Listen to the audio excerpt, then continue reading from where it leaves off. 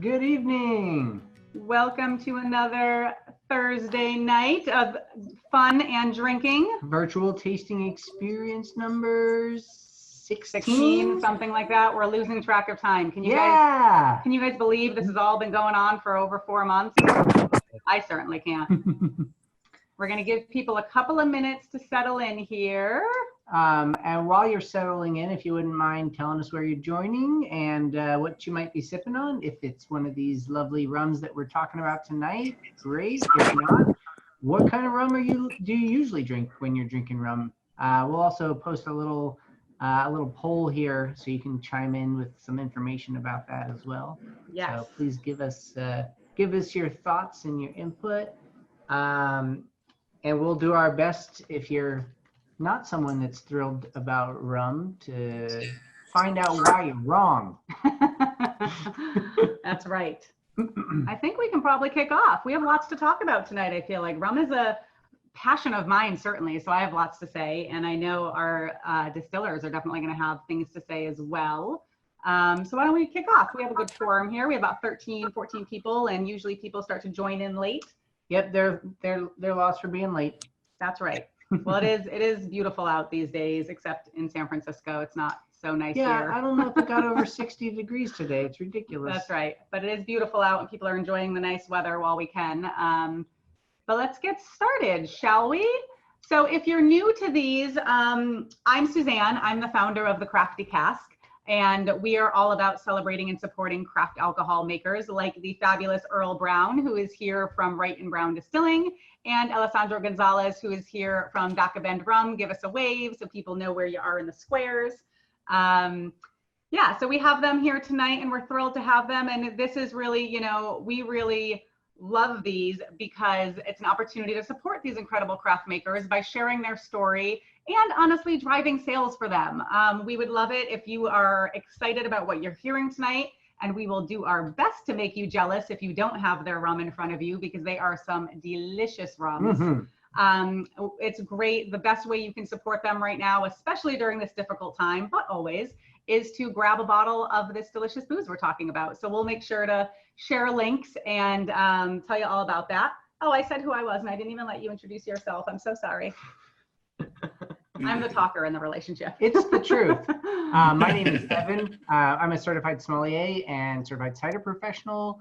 And for the last almost 10 years, I've been doing kind of bespoke wine tours up in Napa and Sonoma. And so the opportunity to continue supporting the small craft producers in wine country that we frequented on the tours that I hosted, now virtually, of course, not just with wine. I've expanded my horizons, and now we're doing rum tonight, and next week we're going to be featuring some lovely rosé wines, and then another fun tasting coming up in 2 weeks.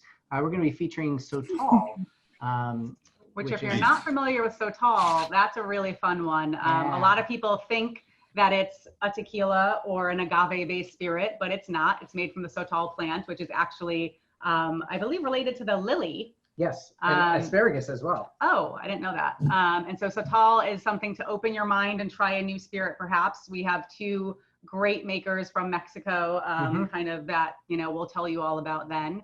And like Evan said, next week is rosé, and that's a little bit of a different one. So if you've been coming to these for a little while, we really take a lot of time and let the makers tell their story and really go deep on each maker typically.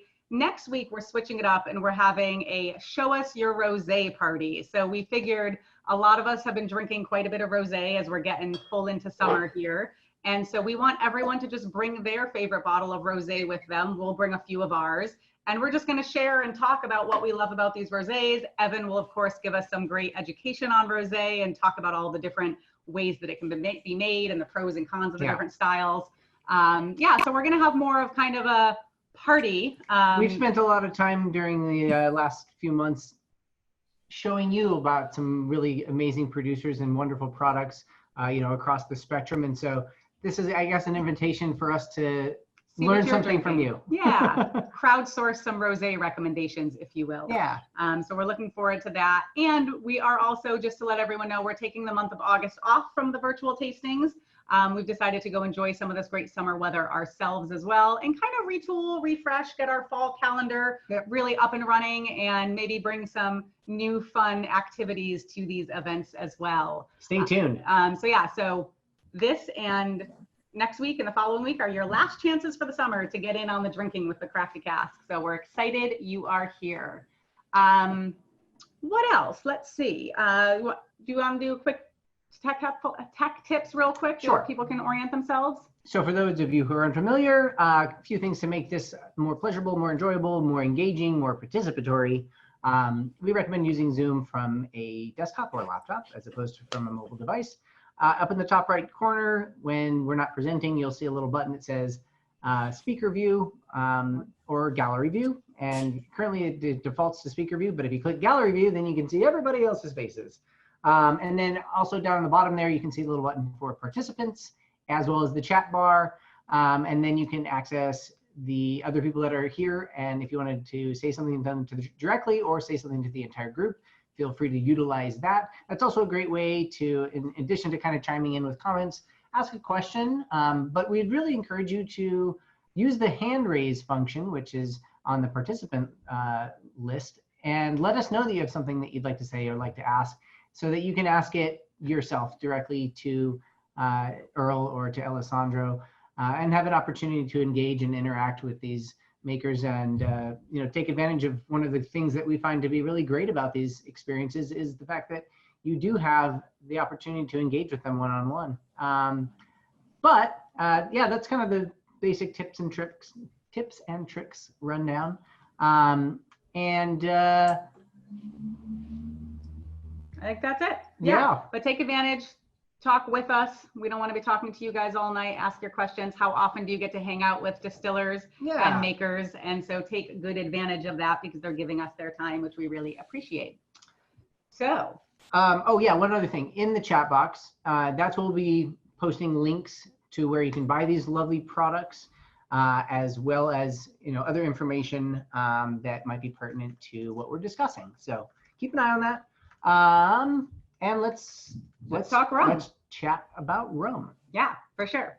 So rum has a fascinating history, and we've written a whole rum series on the Crafty Cask. Right. We have about 5 articles, I want to say, on rum, because I honestly was, maybe similar to some of you and lots of others. Kind of when I thought of rum, I thought of tiki drinks, and I thought of sweet cocktails, and that was about it. Captain and Coke, maybe, right? Like that was my background of rum when I, was younger, and even when I was first starting to get into the Crafty Cask 3 or 4 years ago.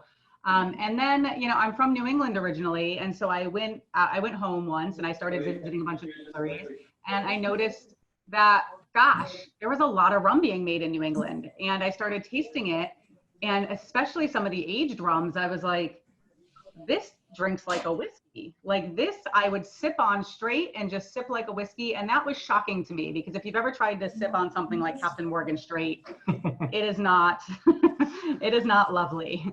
And so I really started to get into rum, and as a New Englander, I started to learn a lot about New England's real, like, deep entrenched history in all of, in the rum trade. And so for those of you who don't know, rum was honestly one of the kind of earliest spirits that was really popular in our country. And part of that was because of the unfortunate existence of the slave trade. So rum is made from sugarcane and byproducts of sugarcane and sugar that is made from sugarcane. And sugarcane grows incredibly well in the Caribbean, in islands, in hot tropical climates. And so while there was lots of sugarcane in these regions, to make rum, it takes a lot of labor and it takes a lot of manpower as well to process all this sugarcane. It's actually a very difficult source material to work with. And these islands, while they had plenty of water to grow the sugarcane, because sugarcane requires quite a bit of water, they didn't have quite as much people who were living on these islands and labor. And so as the kind of trade routes started opening up, and when you think back to your history lessons from when we were kids, and it was all about the spice trade and people exploring and all of that time, the sugarcane kind of market was developed, and it was really unlocked, and people started to realize that they could ferment this sugarcane. And as the explorers started to realize it, it honestly became one of the biggest exports that they were kind of bringing back. Because at those times, you know, their beer was very popular, things of that nature, but those don't travel well. They don't travel well on long boat rides of months at a time. Without refrigeration. Right. Yeah. And so while sugar was a big export from a lot of these Caribbean and tropical areas, rum was actually an even bigger export at certain times. Now, the unfortunate side of this is that they were using slaves to help make the rum, right? Now, also, the slaves got a taste for the rum. The slavers got a taste for the rum as well. Honestly, one of the ways they wanted to be paid when they were trading slaves, one of the highest ways they wanted to be paid was in alcohol. And so the rum started trading like crazy, but it also started to really support the slave economy and kind of require the slave economy to even make it. So fast forward a bit, and you know, they now have found New England, and they started to like explore up in the northern area. And they honestly, when they first discovered that area, they thought it was going to be Mediterranean riches, just like all these other areas that they discovered. They thought there were going to be all these amazing spices coming out of it and all of these kind of Mediterranean things that they had found in other places. Little did they know, New England is not Mediterranean at all, and it's very harsh. And so the people who first moved over to New England were kind of bummed. And they were a little bit like, okay, so now what do we do, right? And so they were working on things, and they tried to distill everything they could get their hands on, apples, you know, carrots, like everything. So there's a lot of history about them just trying to figure out, gosh, there's a beer shortage in England going on. Beer doesn't travel very well. And so rum actually, because the Caribbean was much closer to New England, rum started to come into them there as well. And the New Englanders started to realize that, like, gosh, we could make this rum. We're close enough there. And especially because molasses is a byproduct of sugarcane. And at that time, molasses was like a useless byproduct. They didn't know what to do with it. It was kind of just like, as we make sugar, there's this black gooky stuff. All right, whatever. And then they started to realize that they could actually turn that into rum too. And so instead of importing rum, New Englanders started to import molasses. And at a certain time, I forget the exact dates, but at a certain time in the early like colonization period, I want to say there were like more than 100 rum distilleries in the New England area. Wow, no kidding. Like it exploded for a while there. And at a certain point in time, it also made up 80% of New England's exports. So it's actually one of those things that, like, without rum, like New England might have had a little bit of a hard time like figuring out what their economy was all about and how to do this. Now, as this is happening, you know, rum became very, very big in the New England area. And like Medford was a really big hot spot for it. Boston was as well, Salem, I believe. But now we're getting to the point where, you know, we're getting close to the Boston Tea Party, or we're getting close to like the times where they're starting to tax everything. And so they wanted to tax molasses. And of course, the New Englanders are like, wait a minute, this is like our bread and butter. This is how we're making our economy grow. So that was actually before the Boston Tea Party. That was the start of the little bit of a slippery slope of the whole no taxation without representation, was all about molasses. And there's actually, in one of my articles on the Crafty Cast, there's a couple of quotes, one from John Adams, I want to say one from George Washington as well, where they're talking about like the importance of molasses to the New England economy and to building kind of this new country, essentially, that without molasses, some of like the historical things that we all know would have never happened. So rum has an amazingly deep history in our country, which is funny because I think most of us as Americans always just think of rum as something that is imported in from the Caribbean. But in reality, it was one of the United States' earliest kind of foundational spirits. The reason it started to fall out of favor is because as they started taxing molasses, as the slave trade started to fall apart, and now like they couldn't get things as easily, and all that labor behind it was starting to dwindle for very good reasons, and we're all very happy about that. But it made it very difficult for them to continue to make rum at the affordable rates that they were making it previously. Now, at that same time, settlers are coming in from Scotland, from Ireland, and they're all coming in and they're starting to move into the middle of America because the coasts are starting to get a little bit populated, and they all want their acres of land. And in the middle of America, what do? We grow grain. What do people from Scotland and Ireland know how to distill? They know how to distill grain. They don't know how to distill sugarcane. And so as rum was getting more costly and more difficult to produce, whiskey was getting more popular and cheaper to produce. And so that's where whiskey kind of overtook rum, and rum started to fall off in popularity. And honestly, distillers kind of just stopped making it because now there was this plethora of wheat and grain coming in from the middle of America that was cheaper to get their hands on and all of this stuff. So for a while, there was really kind of like a rum drought in our country from distillers here in the States. And then also just from other areas too, like really understanding where rum can be made. Like tonight we have a rum being made in Mexico, which I don't think a lot of people would think of. Sure. Mexicans making rum, and that they actually have a very deep tradition of making rum there as well. What's it called? Aguardiente de caña. Yes, exactly. And so they have a very deep history of making rum in Mexico as well, which isn't as well known either. And I'm sure maybe Alessandro can enlighten us on this a little bit, where they get all the buzz and the credit about tequila and mezcal and sotol, but rum actually has a pretty deep history there as well. It's interesting, you know, my recollection as it pertains to the early times of rum in the United States, as well as in other parts of Central and Latin America, is that not only was it available and abundant, but there was actually measures in place to prevent the production of distillates that were more commonly consumed back in Europe, like brandy at the time. The Crown didn't want competition. That's right. From distillate being made abroad. And so brandy production, or at least imported brandy, wasn't allowed. And so they learned how to distill things like sugar, like, you know, agave, things of that nature. Pretty cool. Yeah, and I think the name of rum, and there's probably, and Earl, you probably know some of this history maybe, but there's always so many fun stories about how things got their name. And one that I've read is when it was very popular in the Caribbean, rum was often referred to as rumbustion or rumbullion. And those were kind of colloquial terms back then for like making you rowdy and kind of making you kind of like fight each other and like all that kind of stuff. And so they used to kind of commonly kind of call it rumbustion or whatever, and then it got shortened to rum over time. Interesting. Who knows if that's actually the real story, but that's one of the kind of fun stories out there where the word rum comes from. Great apocryphal tales out there. Yeah, for sure. But so that's one of the reasons we're calling this kind of a rum revolution, because I do think there is still a lot of, you know, mental baggage with all of us, where we think of rum always, you know, coming from the Caribbean and only coming from the Caribbean, and that's where, you know, rum is. And also really thinking it's just for like pina coladas and rum and cokes and these tiki drinks, and not thinking about it as a serious sipper. And the rums we're featuring tonight definitely fall in the camp of like serious sippers, where you want to drink these neat.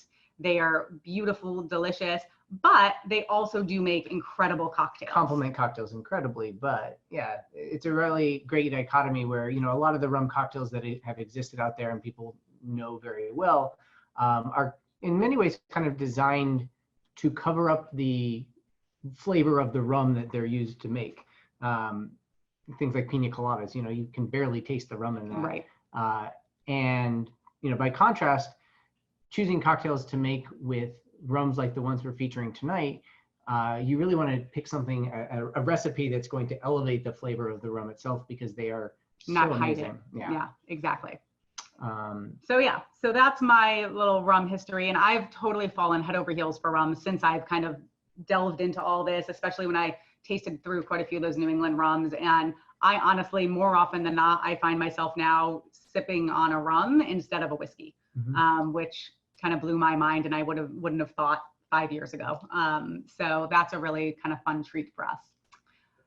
But with that, I think we should hear about, and especially Alessandro, I would love to hear a little bit about, you know, the Mexican tradition of making rum, and if there is like that deep history, like I understand that to be, and the Dacabend rum story.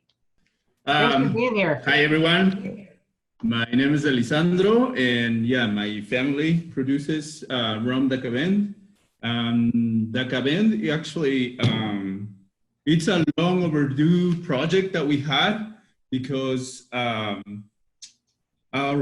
first contact with distillation in general was through aguardiente making back home in the village in the mountains of Oaxaca. This is more common, and but somehow we started in another route by developing another brand, which was mezcal. And that was just myself and my cousin. Right after high school, I migrated. I moved to California. And somehow Edgar, my cousin, the distiller, had this idea of why don't we start growing agave? And that's kind of how we started, kind of the dream of making something started. So that was in the early 2000s. But always, I mean, in the region, aguardiente was always made, but that was kind of like our way. We started by growing agave, and then this was just put off for a while until finally last year, we released the first bottle of Dacaben. But also we have this particular batch, the ones that you got, it's been sitting there for like 4 years, same as this one, which is we've been aging also some of the rum in American oak barrels. And so yeah, so in the region of in the Oaxaca state, in the northern part of Oaxaca, the Sierra Norte and the Sierra Mazateca, closer to Veracruz, where most of the rum comes from Mexico, is from the Veracruz area, closer to the Gulf, because of the conditions, as you were mentioning earlier. It's very tropical.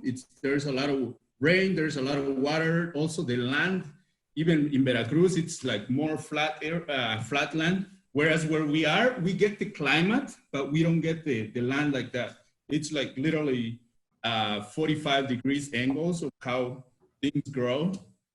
So yeah, it's different there. And I've been reading a little bit about how sugarcane was introduced to the region. And yes, it was a little after when the Spanish colonial era was happening in Mexico. It was introduced right along the same time with when coffee was introduced in the region. Because before, like this whole region where we're from, it was a lot more into cotton, you know, for the clothes, textiles, because that's what was being sent from the Oaxaca Valley. It was sent to Europe, and when Mexico was a colony of Spain. So that we're talking about 1700s when coffee and sugarcane was introduced. And yeah, it was from Veracruz, from the Caribbean to Veracruz. So and kind of, and it's a really noble plant too, that it grows as long as it has water. You can have your harvest in 6 months to a year, like if the conditions are at its best. And usually our sugarcane that we use to harvest, it takes about 2 years or sometimes a year, but typically it's a year or 2 years. That's how we, how often we harvest. And it's in the region of in Sierra Norte, it's been used to make panela, which is the brown sugar. We have and it's a rustic way that, and also the places that are the press that you use are actually made out of trees. So it's not like the metal that we see, like the press. It's actually a very rustic log that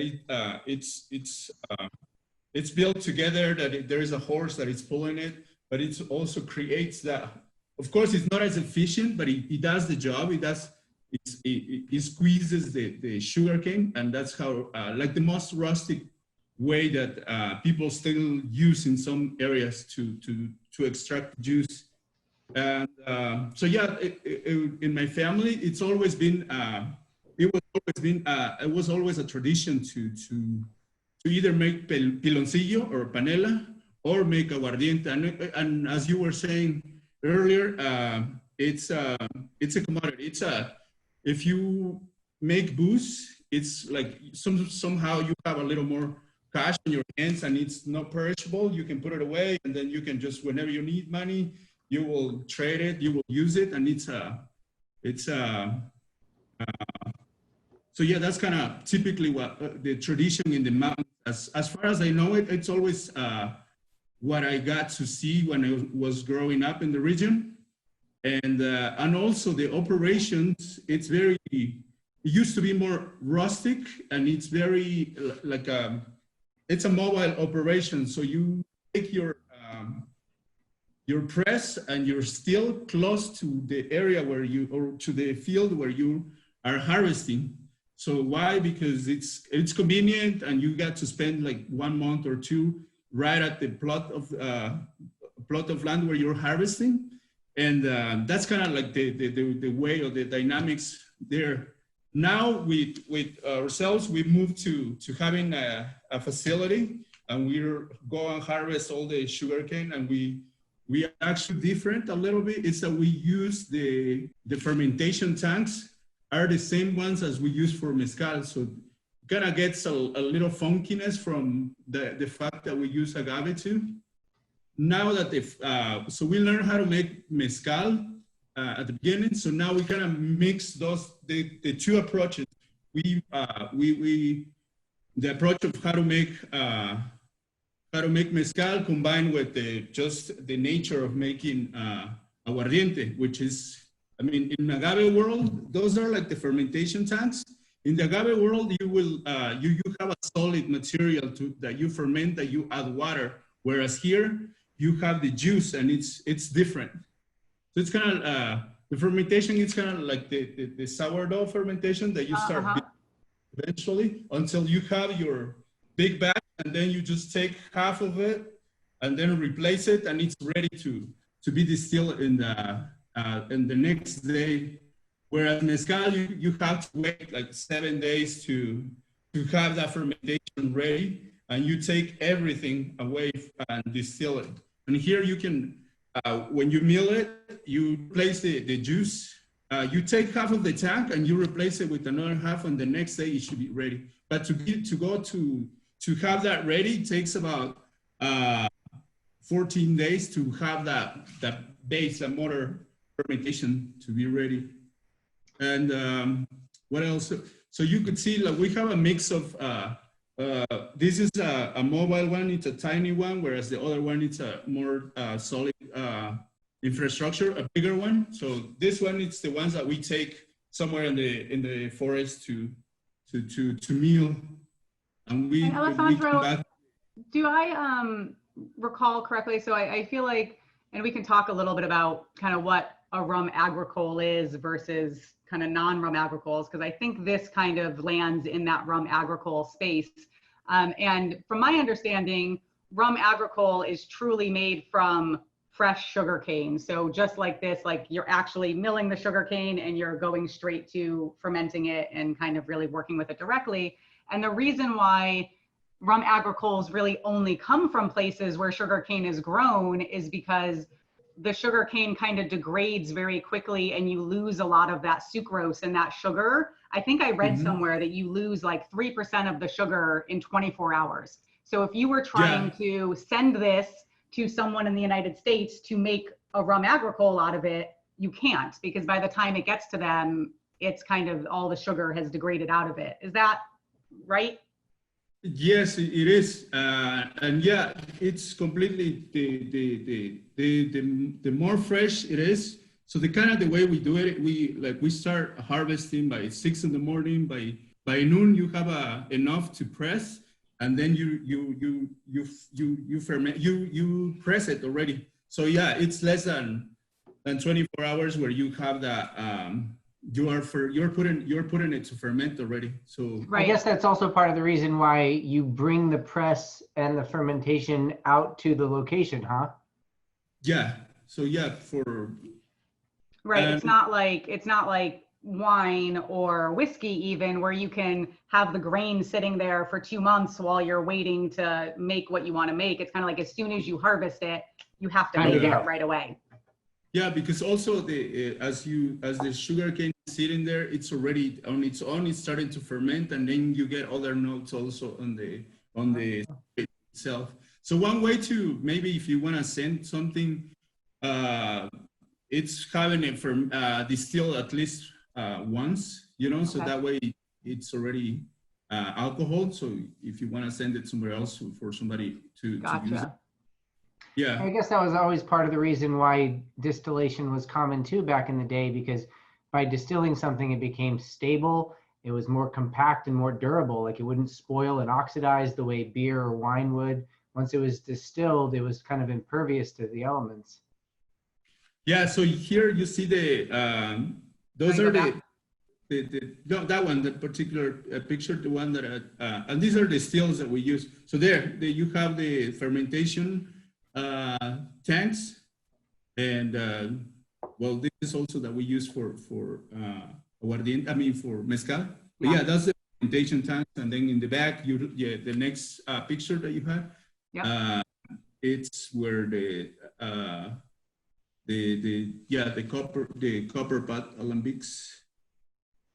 Wow. And something that my cousin does, and for the second distillation, he would use this, the first one and the last one, because of the neck, it's stainless steel. So he has this theory that we don't get that coin flavor on the spirit when you use even that piece of stainless steel. It makes a big difference on the finished products. Huh. Wow, Interesting. that's fascinating. Those are amazing stills. Like that's just like they're so like rustic and like different than ours, and they're just beautiful. So are those stills wood fired? Yeah, you could see them in the front. Yeah, Very cool. The wood fire at the bottom. So yeah, we have 4 of those, and each one is 300 liters pot stills. You were mentioning something earlier about the kind of continuous fermentation that you do, where you start a batch and then remove some of it and then add more sugarcane juice into it. Is part of the reason for that also something to do with how long it takes for fermentation to start? Yeah. And once it's going, you can just keep it going a lot more easily? Okay. Yeah. So yeah, and actually that was Edgar, my cousin, always, he puts me to do everything, since I'm the one, the other side of things, we're dealing with labels, selling and all that. He would always bring me, come on, you say you're a distiller, so let's be a distiller. So yeah, it's really fascinating when you have to do everything, you know, like going to cut the sugar cane, like it's a lot of work. It's but the attention to detail that he puts into the whole process, you can tell right away on the spirit. And we just in the middle of this pandemic, when they locked down the village, he was lucky that he was working, so he didn't stop. So he was able to, because he was within the village, so nobody would go in or out, but he was within the village just working. And wow, and it was fine. And we have a new batch made, and it's really delicious. And this is actually what I'm gonna pour myself a little. Yeah, we already poured ourselves some. So everyone, I hope you're already drinking. Hope you're not waiting on us to give you the go ahead. Well, and we usually do a cheers at the beginning, and we totally forgot because we were all excited about talking about rum, but get drinking, everyone. Hey, tell us a little bit about the brand name, because we read a little bit about what DACA Bend means, and the name DACA Bend is a fun name, but once we learned what it meant, it became more fun. Yeah. Yeah, well, so this whole journey that we took with Mezcal Tosba, it's been a long journey. We started growing agave from seeds, and of course this takes forever. It takes 10 years at least to grow and have those agave plants. Wow, from seed. Also, we didn't have any money to fund this. It's been self-funded. Of course, everybody's told us it was you guys are crazy. I mean, what the hell are you doing? And all these years, finally, our family gave up on us and saying, "Oh, you guys," and Zapotec, since that's the language that we speak in the village. They started calling us the Caben, the ones that don't listen, the ones that don't follow. the ones that, and we were like trying to figure out what should we name this, and we were look at each other's, Dacaben, and like, well, Dacaben. Yeah, which is. So just to make sure everyone catches that. So DACA Bend, it means the ones who don't listen. And so this is DACA Bend Rum. Yeah, the Pretty clever. It's very, you know. Yeah, you gotta keep plowing, you know, you gotta keep forward until. Yeah, when you're an entrepreneur, you can't listen to everyone and everything, and you got to just pave your own way sometimes, you know. So, lots of people usually think you're crazy when you're starting your own business. So, I mean, if someone doesn't keep pace with their companions, it's probably because they hear a different drummer. So, that's right. Good on you for listening to that rhythm and that beat. Yeah, but let's talk about what we're tasting here, because Whoa! So. Have you guys throw in the chat for us or give us a wave or something? Who's had a rum agricole? Are you familiar with rum agricole? Do you know what they taste like? Okay, I see Jennifer showing. She has DACA Bend. Mark raised his hand. Okay, good. Andres is definitely all right. DACA Bend, nice, good. So if you're not familiar with rum agricole, because it is made from that fresh sugar cane versus many other rums are made from molasses, from sugar, you know, so from products that come from sugar cane, so still from sugar cane, but down the chain a little bit. But when you have a rum agricole that's made from that fresh sugar cane juice, it just has an incredibly like grassy freshness to it that is like no other white rum you've tasted.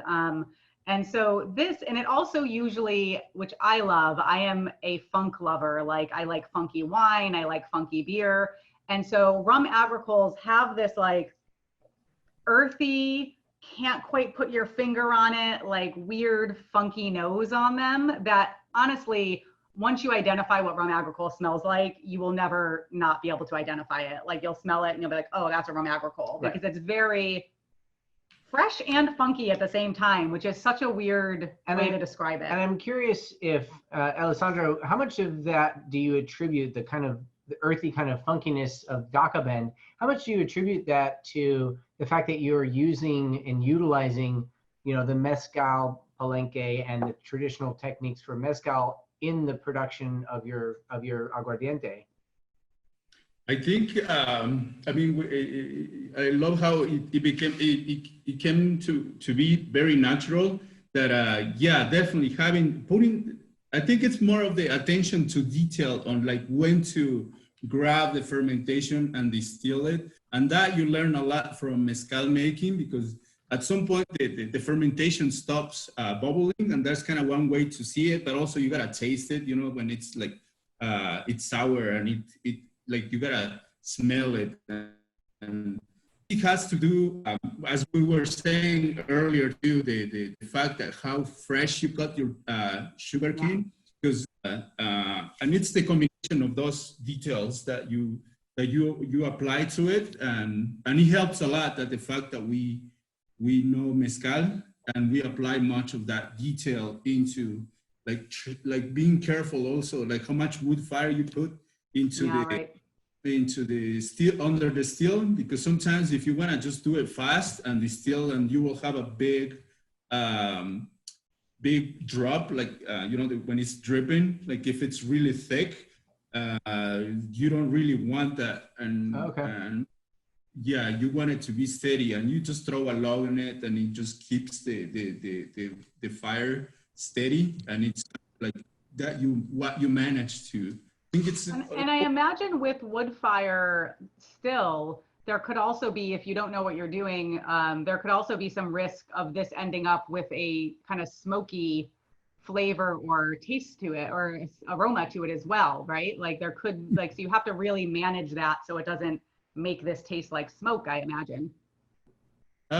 Yeah, and I think, well, the reason mezcal also has a lot of smoke forward, it's because it actually has the contact in the wood in the oven. So, right. But here it's less. You might have like droplets of dust or ash falling, like micro. But yeah, definitely, it's something that we have thought about sometime, like what to, like just to pay attention to, like in the area that you're working, and with with something like that. And yeah, definitely, those are kind of like the small details that you take care of. Of course, the art of Yeah. being a distiller, right? Inadvertently throwing a piece of wood in the fire that wasn't fully cured and dried and starts kicking off a lot of smoke. You're like, Right. oh, wait, Yeah. I don't know if I want that. So we have a question here from Mark. Mark, go ahead and jump in. Hi, Alessandro. I saw your growing slope, and you said it was a 45-degree growing slope. What is your terroir or your soil makeup for your sugar cane? I mean, in terms of something specific chemically, I don't know, but it's more of a red soil, similar to what you will see in the Arandas region. Just to mention, like in tequila, like you know how it's red, like red soil. So that's kind of what we have, and it's yeah, it's definitely, there is a whole region. We were just talking about that with my cousin. It's a whole mountain, and then the next one that it has all these. The soil is red. So it's closer to a clay makeup? Yeah, the one that they used to, yeah, one of the reasons that they like nearby villages, they used to make a lot of stuff with clay. And, and it has that reddish color, definitely. So it's a red. Oftentimes, reddish color in soil is indicative of high elevated iron content as well. Hey, Jennifer, I see you have a hand raised there too. Did you have something else to add in? I was just going to add that when you were talking about the, you know, just the familiarity with the taste of it, we like to sort of make the comparison of it's with some rums, it's like the difference between orange juice from concentrate or a fresh squeezed orange juice. Sure, I could see that. That's a good comparison. It just has that, like you were saying, that green grassiness to it. Yeah. It's really fresh profile. Like it comes across even in the distillate. Yeah, absolutely. It's a very unique, if anyone on here haven't had a rum agricole before, I strongly encourage you to keep an eye out for it and find one to try. This is a great one. And we'll throw links in the chat so you know exactly where to buy it, especially since Craft Distillers is giving us a nice little $5 off discount, and it's already on sale actually. So it's at a good price right now. But it's something really fun to explore and play around with. And it's really fun to play with in cocktails because it does have a unique flavor profile. And so to get creative with your cocktail making, it's a really fun spirit to have on hand. Something that I've seen in tasting notes and written up about rum agricoles in the past was aromas that, you know, you don't often attribute with spirits, but the one that stuck out to me was black olives. And yeah, it's really interesting in revisiting this because we tried it without any kind of like reading or tasting notes. Yeah. And we're really kind of smitten with it. And then in revisiting it after kind of reading about it and having those kind of suggestive, like, does it smell like? It does have like a saline, briny little bit of, it's really kind of a fascinating, almost savory component that you just, you know, you don't really necessarily attribute to a white rum as a fun delineator from other white rums. Yeah, for sure. And yeah, I think it gets more intense, and we're being like playing with the idea of maybe making something at a higher proof. And definitely you will see if you taste these certain notes to it, it becomes more intense at a higher proof too. Yeah, I'm sure. And you said you're starting to age some of this as well? Yeah, so we have that particular batch. We have some already aged and probably will soon. So I will take the offer of Earl over there with no, and I was saying this because I was right when the pandemic hit. I was living in New York and I was working with Kings County Distillery. Oh, I love Kings County. They're great. And I was working with Ryan in the warehouse, so learning how to do the blending, all that stuff. It was amazing, and we were just talking about the one type of collaboration that we could do, maybe for them to finish their whiskey with some of these barrels that were used and vice versa. So that's kind of what we wanted to do, and hopefully that will take place in the near future. But yeah, it's I was just learning with the culture of aging in barrels, and it's fascinating too. Just yeah, it's really a whole art and craft barrel in and- itself, for sure. Yeah. A whole nother new thing to learn. For sure. Yeah, and it's just it never ends. But yeah, I was really into it, and those guys were really amazing. Yeah, well, that seems like a great learning ground, Kings County. They have a beautiful spot and a beautiful place. If any of you are ever in Brooklyn when we're all allowed to travel again, definitely go check out Kings County. It's a really special place for sure. Well, I'd love to come visit Tospa For sure. Distillery in Yeah. Oaxaca too. Yeah. Boy, that looks Please, like a please, cool please. place. Yeah, for everyone, yeah, more than welcome to visit. Right now it's rainy season. We usually replant like agaves, and we taking advantage of the rainy season. But we have a thing called Pechuga Mezcal Boot Camp. Oh, fun. On the same days of Thanksgiving, to kind of put it into that turkey situation. Oh my God, I Yeah. want to do that so bad. You can put us to work and we'll come down and we'll record it all and we'll give you lots of good press from the Crafty Cast. That sounds like a perfect Thanksgiving. I love that you do. I love that you do Pechuga. Pechuga mezcal over Thanksgiving I too. know. That's brilliant. For those of you who don't know, do you want to explain what Pechuga Mezcal is? Pechuga Mezcal, it's a mezcal made for celebration, special occasions, and it's made with the turkey and fruits, seasonal fruits hanged in the still, so that on the second distillation, or some people on third distillation, you will get those flavors from the turkey, from the fruits and everything, and it just gets these amazing other. If you like your espadín, you will get them to different flavors, different aromas, different tastes. Next time any of you are at like a great like Mexican restaurant that has a really good like tequila and mezcal bar, ask them if they have Pechuga. They usually have one or two. If you're lucky. If you're lucky, I guess. But they are pretty fun to try. There's a place here in town that has a few Pechugas that are really fun to play around with. Well, Alessandro, thank you so much for sharing your story and sharing this delicious rum. We'll give you a little cheers here. Yeah, thank you so much. Thanks, everyone. No, thank you, everyone. And yeah, please hit us up. And if you have any questions, if you want to come and visit, we're more than welcome. I know we are in the middle of this, but hopefully sometime soon, you're more than welcome to come and visit and see what we can share. Thank you. We'll do a Crafty Cask trip. I like it. Yeah. Okay, I'm just gonna butt in real quick and say that if you're gonna do that, you better print out a sat map and take it. Oh, I believe When it. Ansley and I went, we ended up that day in the car for nearly 14 hours, and it's really like only a 5-hour drive from Oaxaca. And the last thing Edgar said to us before we were on our way is, "Don't get lost." And we got times on the way there, and we got 2 Make times sure you on the bring way the back. GPS, huh? And there is no service, and it's the only time Ansley and I fought in a 3-week trip.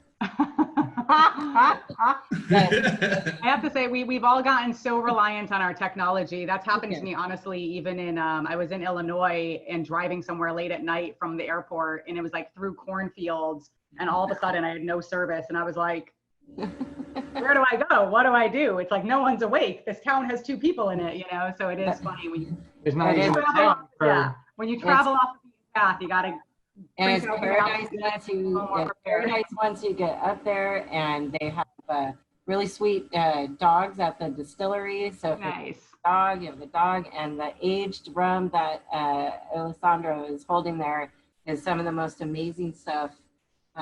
It's beautiful. Cool.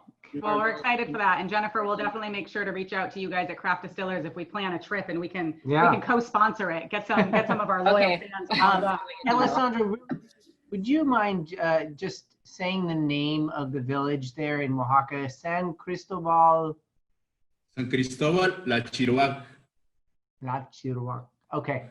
The spelling of it kind of defies my understanding of Spanish pronunciation, and so I thank you for that. It sounds like Lafroy. Okay, it looked like Lefroy. It did look like that. It did. Yeah, you're right. Cool. All right. Well, thank you so much. This is delicious, and we are super excited to keep playing with it and sipping it straight and making some cocktails with it and all that good stuff.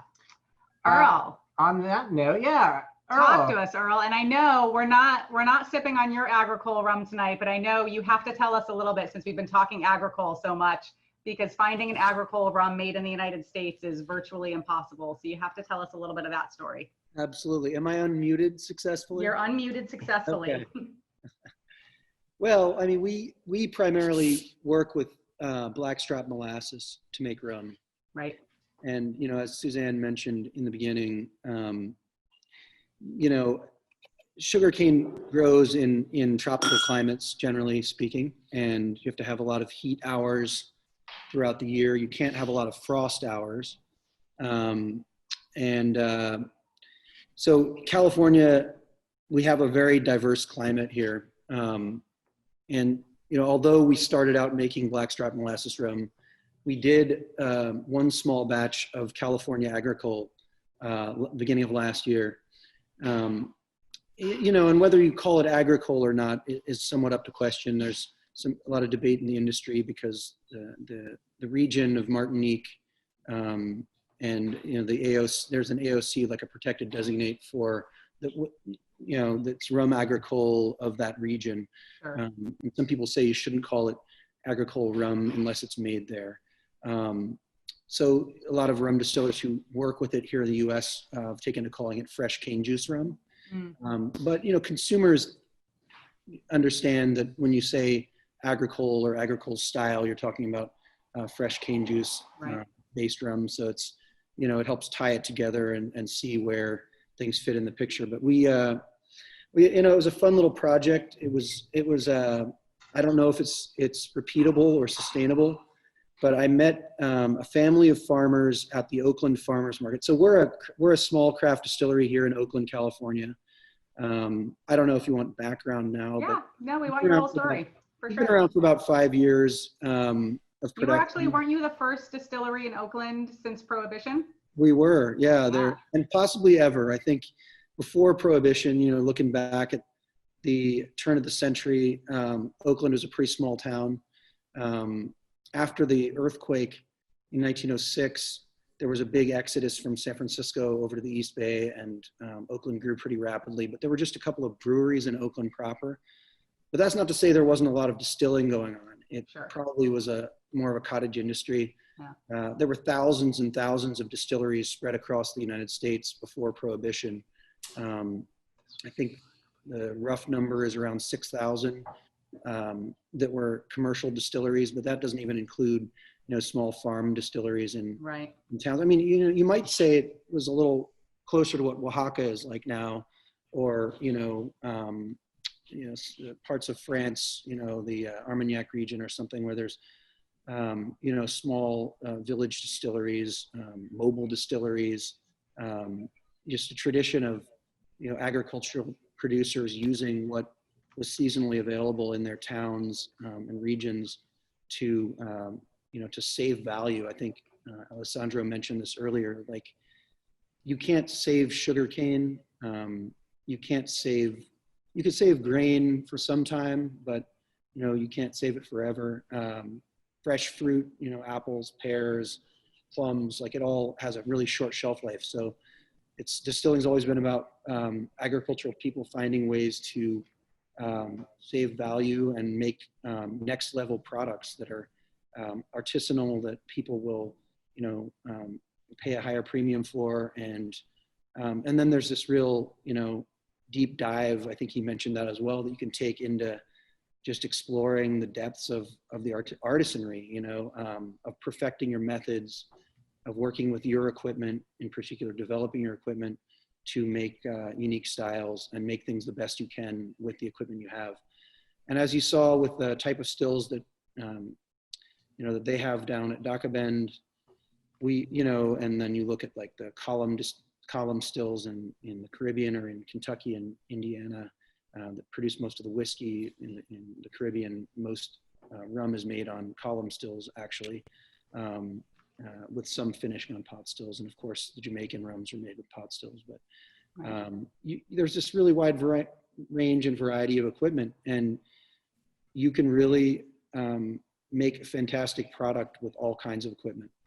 That's what we've seen with the advent of American craft distilling and local artisanal producers, is that, there's just so many different directions you can go. And one of the great things about the rum world is that, there's already an acceptance of a lot of experimentation and different techniques and styles. Rum is really wide open.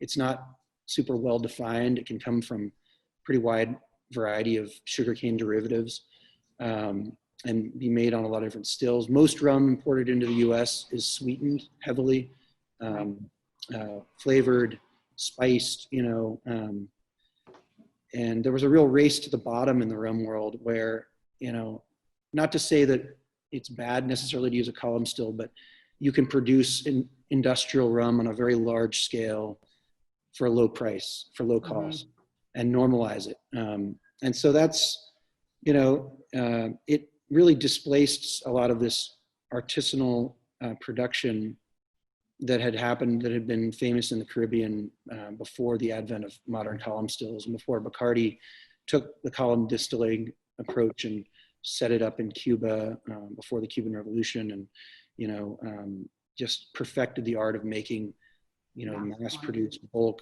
high-quality column still rum that was affordable and easy to replicate. So, and it's fantastic stuff, that style as well. But one of the things that was exciting to us was this variety, of styles and experimentation that's been going on with the explosion of American, craft distilling. So getting back to your question before, we do almost all our production with molasses. But I met this family from down in the Fresno area, about 3.5 hours south of the Bay Area of Oakland, where we're located. And they were selling cut cane at the Oakland Farmers Market.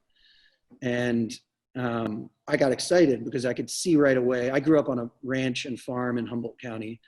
And I could see right away that it was locally grown. It wasn't like packaged in any way. It was in a rough wooden crate.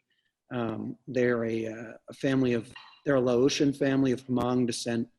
The mom had grown up with growing sugarcane around her home in Laos back in the 1950s, early 60s. And her and her husband had, been forced out of Laos by the Vietnam War, and they'd ended up down in Southern California as farm workers, and they gradually built up their own small farm that has become a really amazing diversified farm where they grow, a lot of products that were kind of niche agricultural products that weren't grown in California before, maybe, that are like, that serve the Asian American market here in California. And they started growing sugarcane just for fun because it's something they had grown, in their family farms when they were young. And they were bringing that cane to sell fresh cane so people would take it home and make traditional Thai and Chinese and Laotian and Filipino dishes that require fresh cut cane. Yeah. And she was also fresh pressing the cane and selling, pints of it. And they had a little market juicer that you can buy on eBay or Amazon, that's like a little stainless steel machine that you can put one stick of cane through at a time. And I got really excited when I saw that because, we've distilled all kinds of things. We make primarily blackstrap molasses rum and whiskey for rye and bourbon, all grain to glass in-house here. And I could see right away that, if they had enough, we could do a little mini batch of it. So I talked to the mom, and, one of her sons who was there working the booth with her got really excited because he's a spirits lover and rum aficionado. He likes rum and aficionado, but and they had a whole cane field left to go, and she didn't want to keep making the fresh pressed cane juice. So I went down there, drove down, brought a couple of plastic, 250-gallon totes with me, maybe a little over ambitious.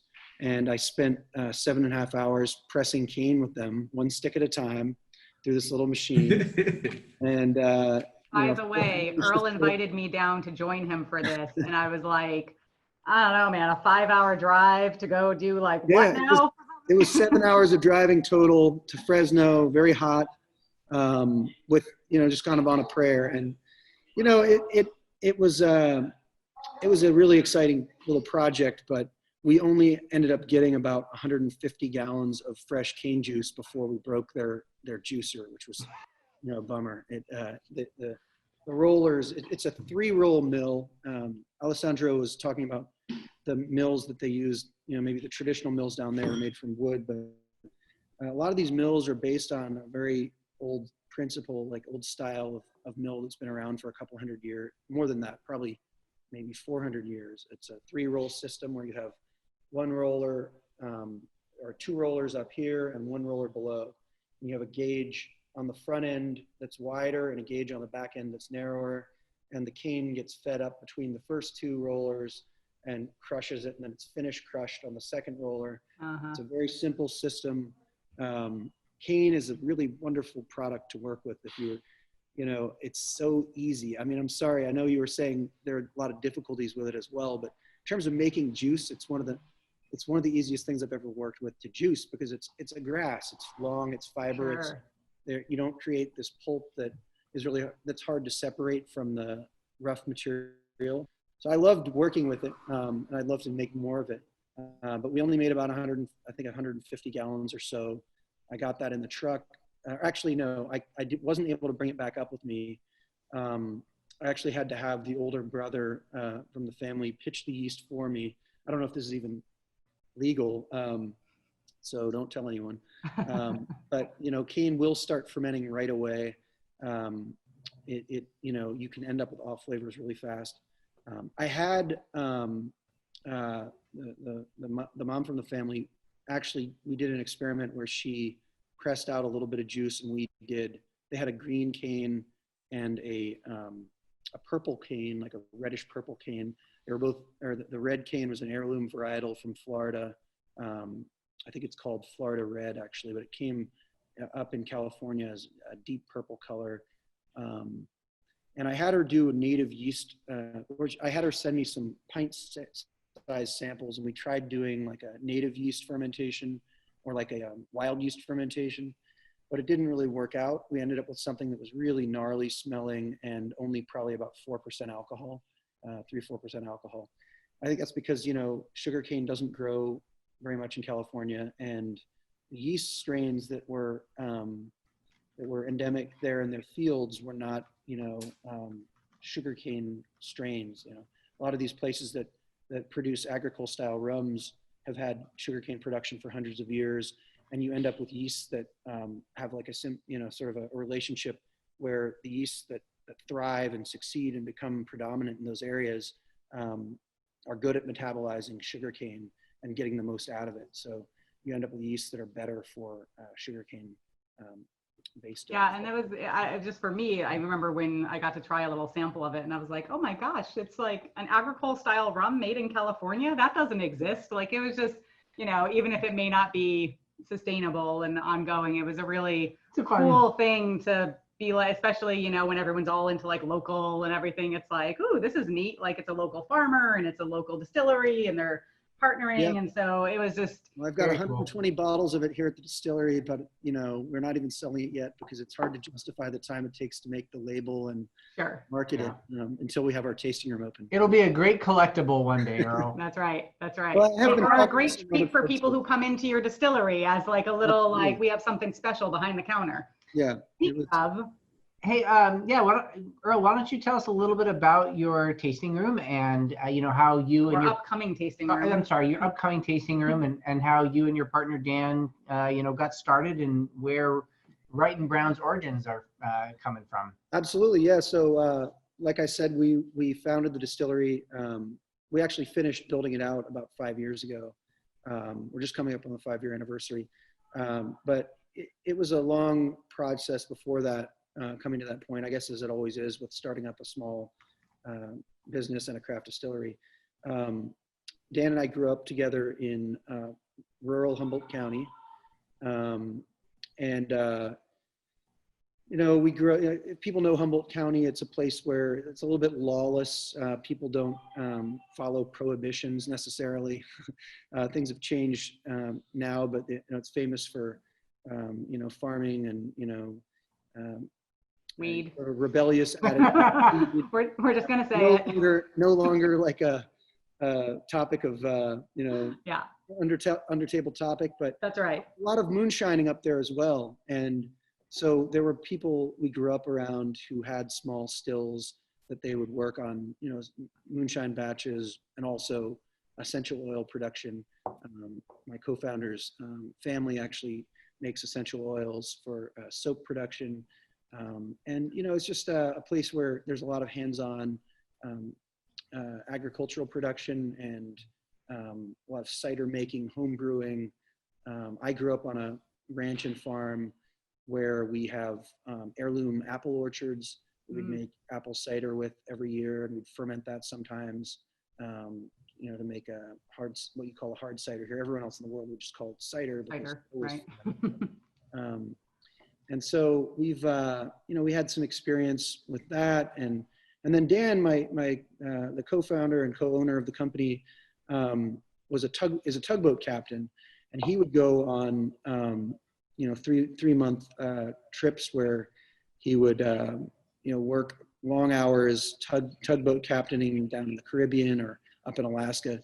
But then he'd come back to Oakland and have a lot of time on his hands. So he learned how to distill and worked with some of the wineries in the region. You know, a lot of wineries have stills where they can distill their wine into brandy, and he experimented on those. And I was home brewing at the time in a completely different career, but very excited to get back into touch with my agricultural background growing up on the ranch. And so we distilled out some small batches of whiskey, and rum was another thing we experimented with. And we just loved with rum that we could make a style using small pot still that is really rich and heavy flavored and savory. It really, there isn't a lot of it, of this style of rum. And part of that is your kind of decision to not cold filter any of your spirits too. That kind of leads to that richer mouthfeel and more complexity, right? Yeah, I mean, not chill filtering. It's all part of of going to, you know, just a deep artisanal approach where we are really conscientious of every step of the process and try to get the most flavor out of it we can. So we start with blackstrap molasses. Molasses is a byproduct of the crystal sugar making process. It's been a byproduct, you know, it's ever since commercial sugar production started. And Suzanne, we were speaking about this earlier, in the Caribbean, you know, 450, 500 years ago, they were already making commercial rum because they had all this molasses as a byproduct. You know, crystal sugar is created by pressing fresh cane juice and boiling it down, extracting the crystal sugar, boiling it again, extracting more crystal sugar, boiling it again, and then processing it to create the white table sugar that people are familiar with. But in doing so, you create a molasses, which is this very heavy, rich, bitter, funky byproduct that you know, people may know it from their grandmother's kitchen as a, you know, a additive in food production. It doesn't make a nice beer. You can't ferment it out like you do a fresh you know, grain mash to make a potable, like a nice flavored beer. It has a really bitter, sour flavor. Yeah. But they did figure out at that point, you know, a long time ago, that 400 years ago or so, that you could make that that ferment and then distill it out and make something good with it. So instead of having huge amounts of molasses to dispose of, they discovered that you could distill it and make really high quality rums that you could, you know, like store and ship all over the world. And so, like Suzanne mentioned, molasses was shipped to New England, where it was distilled, and it was America's first real commercial spirits production. And so we were excited to kind of reach back to that tradition, like that New England style rum tradition, using copper pot stills and small batches to make a unique American style rum. And some of the things we do a little differently are that we do really long fermentation. So molasses ferments slowly compared to some raw materials to begin with. But we don't use any yeast nutrients to kind of turbo speed up the process. We let it do a really long, slow, natural fermentation and go down to a low sugar content. And in doing so, you allow the ferment to really produce flavorful acids and heavy aromatic compounds that in distilling and barrel aging become flavor esters that are, that give it a high level of complexity and intense flavor. So really is natural fermentation less or more rare in spirits than it is in wine? Because in wine, that's somewhat common that people use natural yeast in the air to ferment, but is that common in spirits, or is that relatively rare? When I say natural fermentation, I'm not talking about The yeast. native yeast. Gotcha. Okay. But really, I think a more appropriate word for native yeast anyway is like a feral yeast, and you speak to natural winemakers, like the next level of natural winemakers understand that the yeast and fruit or grain or in this case sugarcane that you work with in a distillery that uses natural yeast, the yeast that you use in your distillery becomes kind of a feral yeast in the field around you. It becomes the predominant yeast strain. So it's a symbiotic process between the distillers, the humans, and the yeast that's been going on forever. I mean, it's a selective process where you're using yeast that you kind of grow and cultivate. Maybe you sour mash like Alessandro does, or like the bourbon makers do down south, or like the Jamaicans, what's called dundering. But it's a process of like finding yeast that work well in your environment with your distillery, with your raw materials, and then that selects out over a long time. When I say a natural process, I mean we're not taking yeast nutrients to speed up the ferment and make it a 1 to 2 day, 3 day process, which you have to do with molasses to get a high yield per volume of molasses that you use. And particularly with bootstrap rum, right? Just to clarify, and correct me if I'm wrong, Blackstrap has considerably less sugar than even just regular molasses, right? Absolutely, yeah. So Blackstrap is like I was talking about the process, a third boil molasses. So you've already boiled the molasses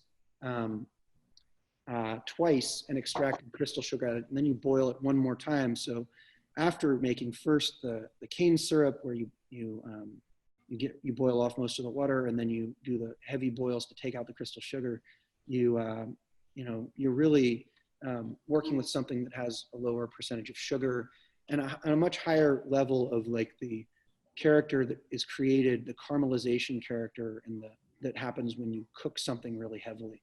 So it has like definitely a unique style and flavor, and it lends like an unparalleled richness and heaviness to the rum distillate if you're working with a pot still. So in our case, I'm here at the distillery. You can see our barrel aging behind us here. This is our pot still. It's a hybrid, has a 4-plate column on top, which you can use the plates or not based on the technique and style you want to make. With our rum, we make double pot distilled style. So we take that 10-day fermented molasses beer, and we put it in the still and run it once. And then we usually take about 3 first distillations to combine into what's called the low wines. You redistill to make a finished product. And that's kind of in the Jamaican pot still style, although we're not working with the style of still they use. It's fairly similar because the traditional stills they use in Jamaica have a pot with a double retort. So it's kind of like a 3-chamber pot still, all copper. And in our case, we activate one plate to keep it from boiling up the column too much on the first run. because molasses has a lot of funk in it. We Mhm. distill on the lees, so we have all of our yeast going into the still with the molasses, which also lends a little bit of extra creative acid production and distillation, which become those heavy flavor esters. Yeah, and so what I've understood, and I'll kind of summarize this in my laywoman's terms, and you can correct me here, because I had the fortune of attending a rum workshop with New Deal Distillery up in Portland, where they were actually distilling it live, and we got to taste through the heads and the tails and the hearts, and kind of as they were making the cuts to figure all this stuff out. And so there's a couple of things that I feel like you kind of embrace as well. Because there's, the more you attend these Crafty Cask virtual tastings, the more you'll know that we are always trying to help educate and help understand why craft matters, right? And how craft is different than big booze. And some of the things that craft makers don't always do that big booze does typically do. And I think there's a couple of things, with the stills, the more plates that you open, correct me if I'm wrong, girl, but the more plates that you open, kind of the more impurities you're getting out. Is that right? It is, that's right. And when you speak of impurities, I mean, They're impurities, but they lend flavor, right? So you're not making as, and it's actually so a traditional column still is going to have like 20 to 40 plates on it, which are Right. bubbler trays where the spirits are forced up through a liquid barrier, and then that strips out impurities, and then they condensate and re-evaporate from each of those trays, which is kind of like redistilling over and over. And Right. you can make a really clean, light flavored spirit that way. That's, it's dependable. I mean, you know what you're going to get. It's going to be smooth. It's going to be very low in those raw, rich, heavy flavors of the material that you start with. But you can do it in an industrial way that Right. rum can be produced super cheap and consistent. Now, what ends up happening with that is it doesn't have a lot of flavor. So Exactly. when they go to bottle it up, they're going to put sugar in there, and they're going to put molasses or some kind of color, Coloring. Coconut flavoring. Yeah. Coloring, something caramel like that. coloring, which is called like a non. They act like it doesn't have an impact, but all these things have an impact on flavor. Of course. And so you can make this industrial cheap spirit, but then they end up having to flavor it back to give it any semblance of, or some semblance. Tasting like something, right? Right. Yeah, so there's the plates, and that's one way. And when I say impurities for everyone, like they are technically impurities, but that's the art of being an amazing distiller. They're Is like you want to leave some impurities in there because they lend flavor, and you want to get that right balance of like getting the bad impurities out, but leaving those good impurities in. Right. And that's the art of real distillation. But obviously it's a lot easier if you're trying to make millions to ship out every day, like to just push a button and be like, get all those impurities out, and then we'll flavor it whatever way we want to, right? And that's easier, but that's also like, that's Disingenuous. yeah, and it's not necessarily, you're not drinking what you think you're drinking necessarily.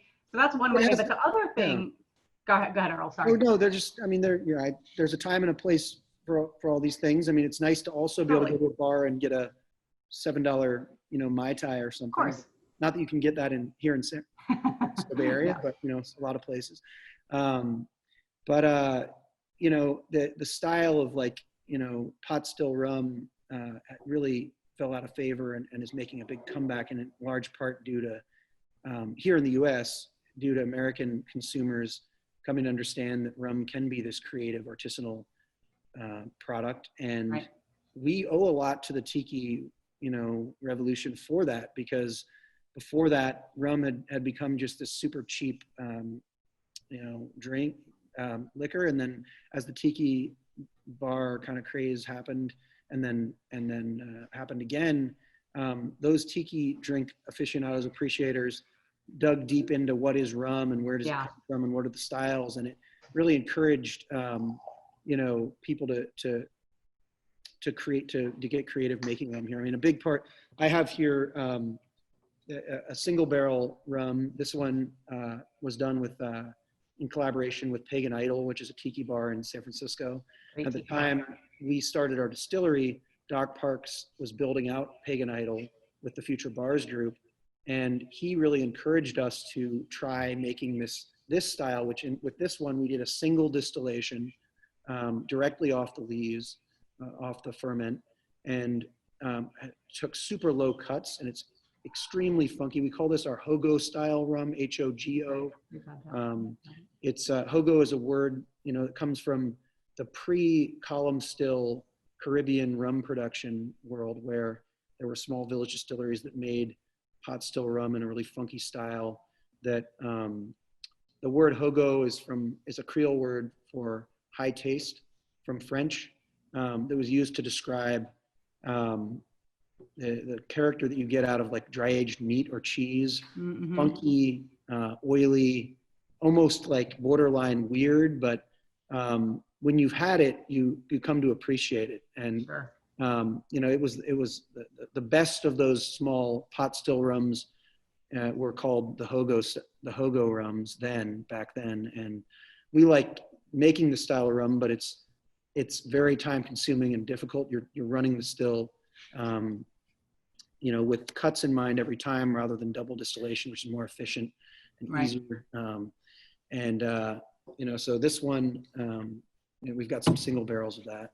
And if Cool. anyone's interested in trying that style, they can I've tried it. It's quite PM me delicious. or email me through the website. I've got a way to sell a few bottles of Get you it. some. Yeah. Yeah. So Earl, why don't you talk us through these two delicious rums we're tasting, because we're talking about the Agricole and the Hogo rum, but we have two delicious We've rums got the in white front of rum us. and the aged rum right here. Yeah, Yeah, so so tell these us are a both, little about them. We start this, the aged rum was the first style we released. And that's largely because we planned to work with barrel aged spirits exclusively.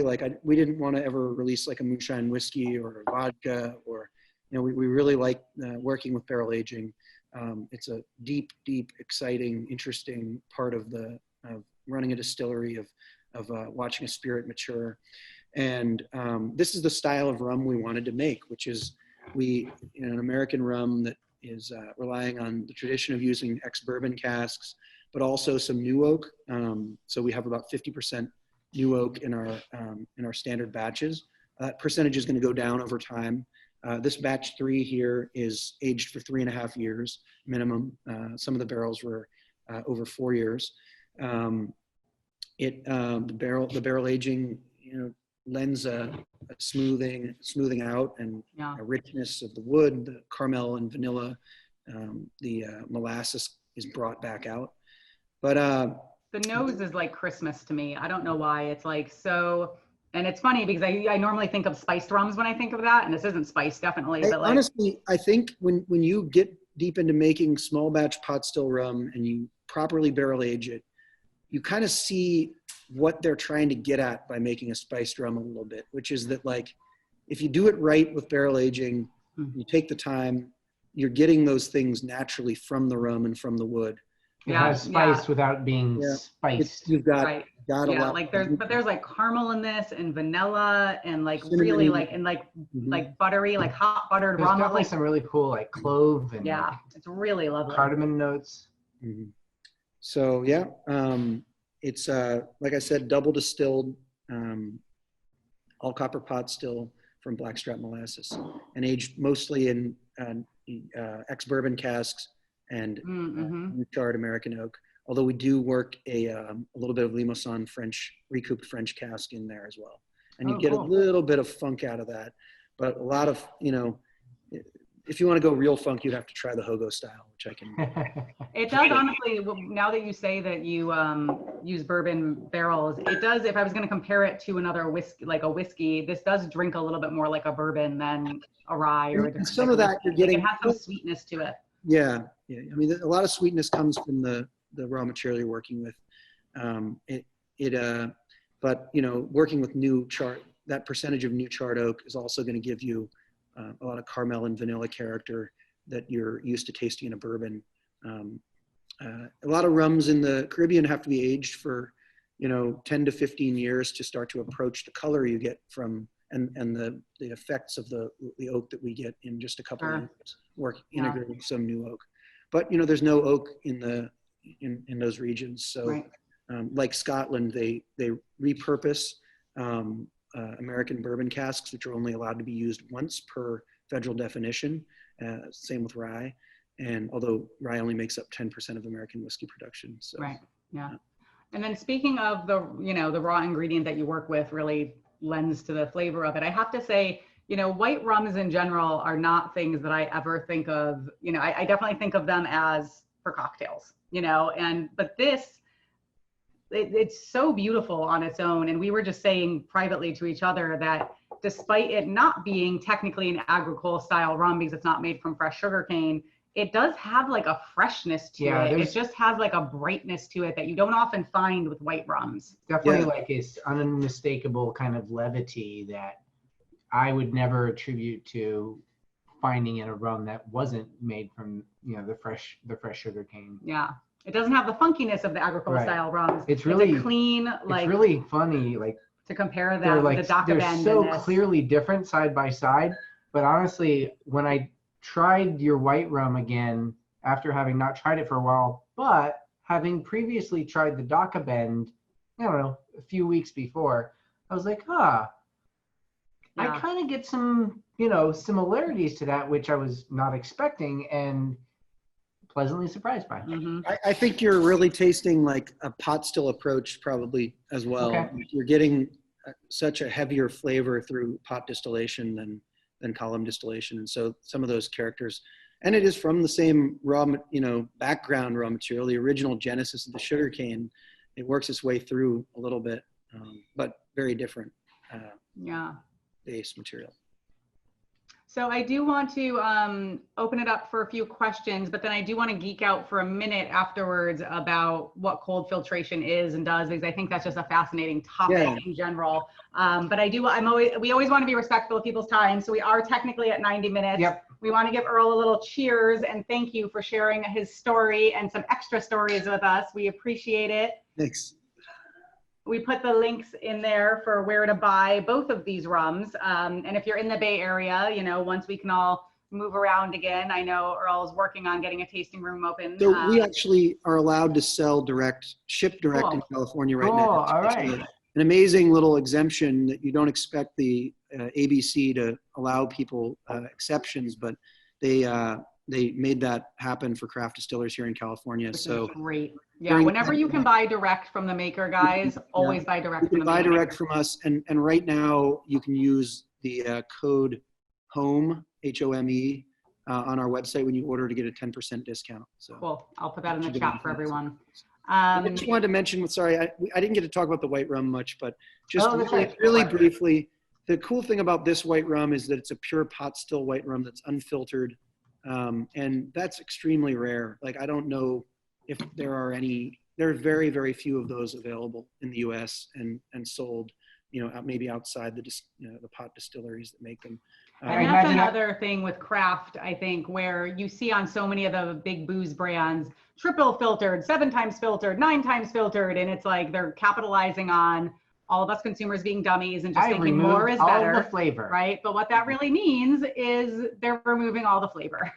And so a lot of times more is better, but when it comes to filtration, a higher number is not better. And so actually, if you find a distiller who is standing behind their product and saying, we're doing the minimal filtration just to get the things out that need to get out, but like, that's it.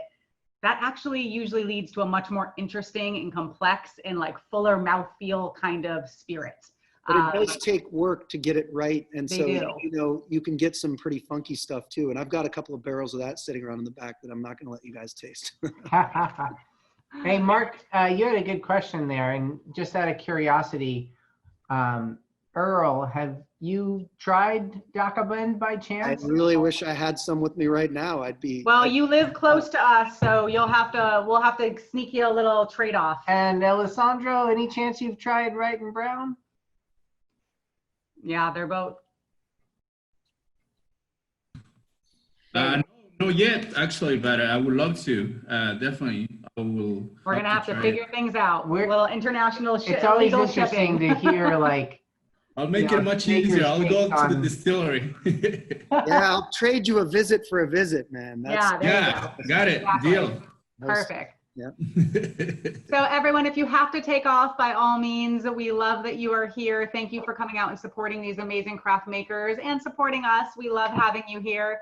We have 2 more events the rest of this summer. Show us your rosé. We're going to have a lot more conversation with all of you. So come bring your favorite bottles of rosé. And then Secrets of Sotal. Yes, discover a new spirit that maybe you don't know much about. That's going to be a really fun one as well.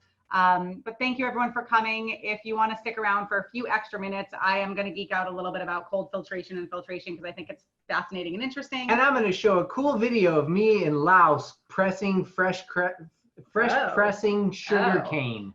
And we might make a classic daiquiri with this That's right. white. I'm okay with that. Because this is where, you know, a lot of times people think daiquiris and they think the strawberry daiquiris by the pool that are chock full of sugar. And a classic daiquiri is a different drink, and it's a beautiful drink if you have a beautiful rum to go in it.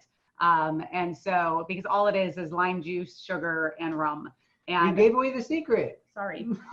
But they're really like, these are the types of rums that you want to be going old school a little bit with and making those more classic interpretations of cocktails that have gotten kind of bastardized over the years.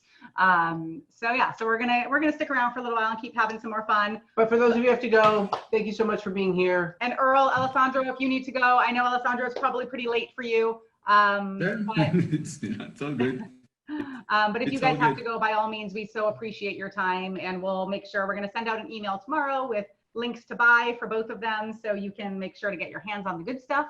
But yeah, thank you for joining everyone. Otherwise, if you're sticking around, feel free to unmute yourself and ask questions chime and in. comment and chime in and hang Otherwise, out. see you next Thursday. Yeah. Cheers, everyone.